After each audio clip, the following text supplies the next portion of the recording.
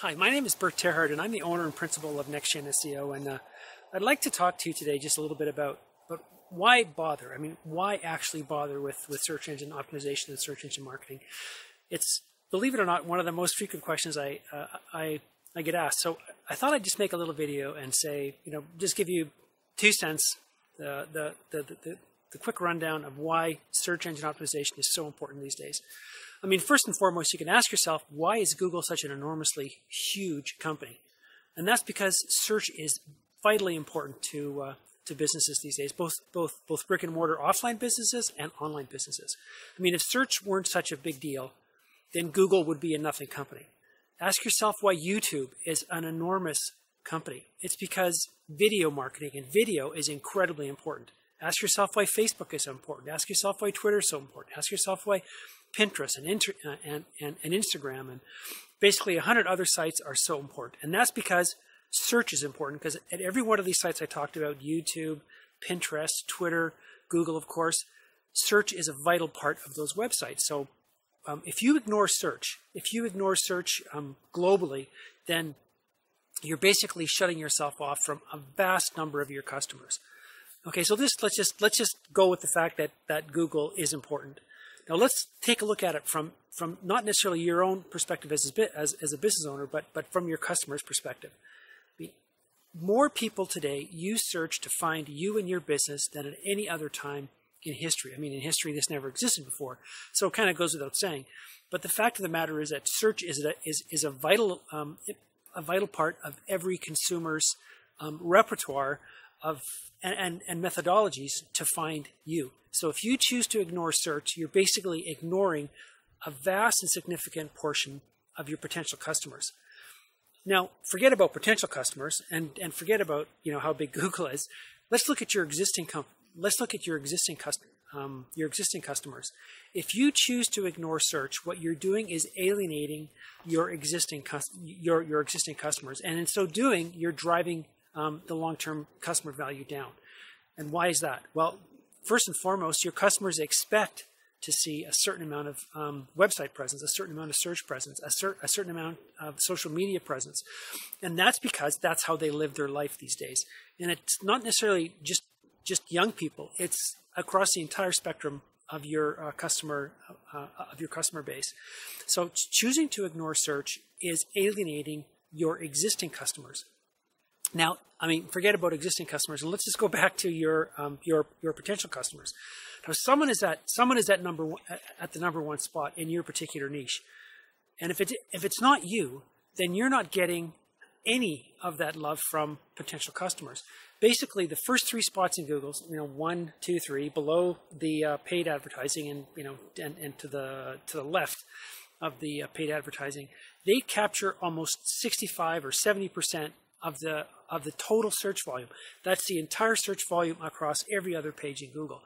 Now, if you're anywhere from 3 to 10, then you might get something like 25%, maybe 20%, and the rest is spread out beyond page 2. So if you're not on the first 3, basically any new customer who's looking for you is not going to find you. So somebody's got to be number 1. And I think it goes without saying the person who sits at number 1 makes out like number 1. I mean, look at actors, look at athletes, look at directors, look at any famous personality, any large business, anybody who can say that they're the best in the world at that one particular thing, they make out like bandits. So if you're number 1 in your niche, whatever that niche might be, then you're going to make out like number 1.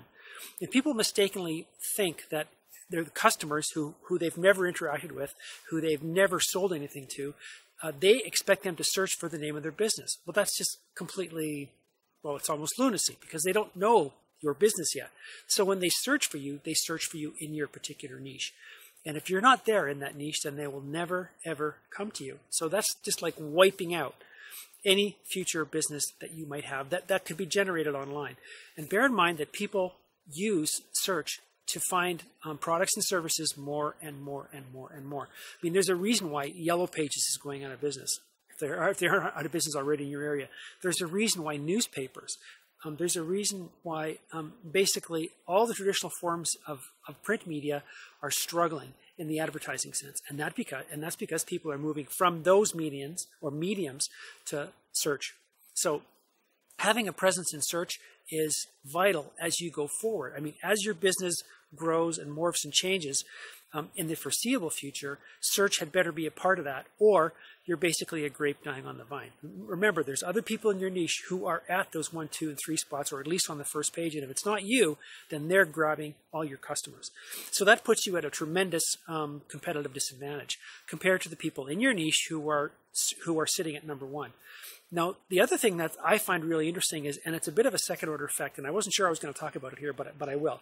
And that is the fact that if you have businesses in your niche who are advertising online, like using pay-per-click or pay-per-view like AdWords, or advertising on YouTube or Facebook or any of those places, there are businesses who are siphoning off that traffic. So if business A is spending, say, $100,000 per month on AdWords, they probably don't occupy all the spots on the first page. So if you can piggyback on that company's advertising campaigns, then you're going to be siphoning off some of that ad spend, and that can be really, really significant.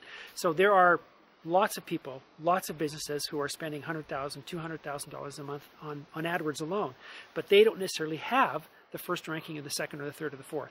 So if you're spending $100,000 a month on AdWords, and you and your competitor is sitting at, say, the number 3 spot, then they're potentially siphoning off anywhere from 15 to 25% of your ad spend. Because when you advertise on the radio, for example, people Google you immediately. So if you advertise for, say, nextgen.seo over the local radio, then people will, when they hear that ad, they'll go to Google on their smart device and look for NextGen SEO. But what they're going to find is everyone else who's also playing in that niche.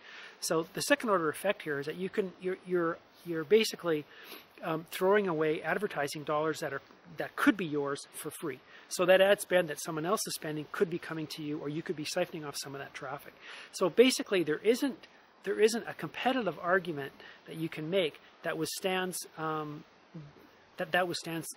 search scrutiny. So it's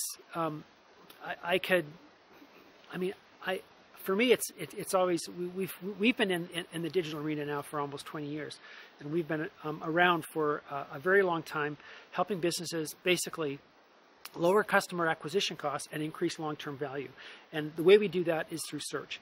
And basically, anyone else who's in the search optimization arena who is not looking at those two metrics, basically is not going to serve you. So we are experts at understanding what it takes within search, within the context of search, and within the context of search engine marketing, to drive customer acquisition costs down. And if you do that, then of course you can begin to outspend your competitors. And if you can outspend your competitors, then you're going to outcompete them virtually every single time, especially within search, or certainly within search. So there's many reasons, and there's many contexts within which you can come at the scope of, or come at the question of why search is important. And I've given you just a couple today. So if you want to talk to me more about it, then please contact me at the numbers below. And I hope to talk to you soon. I hope to see you soon. And I hope to see you online soon. So thanks for listening, and I'll talk to you again. Bye.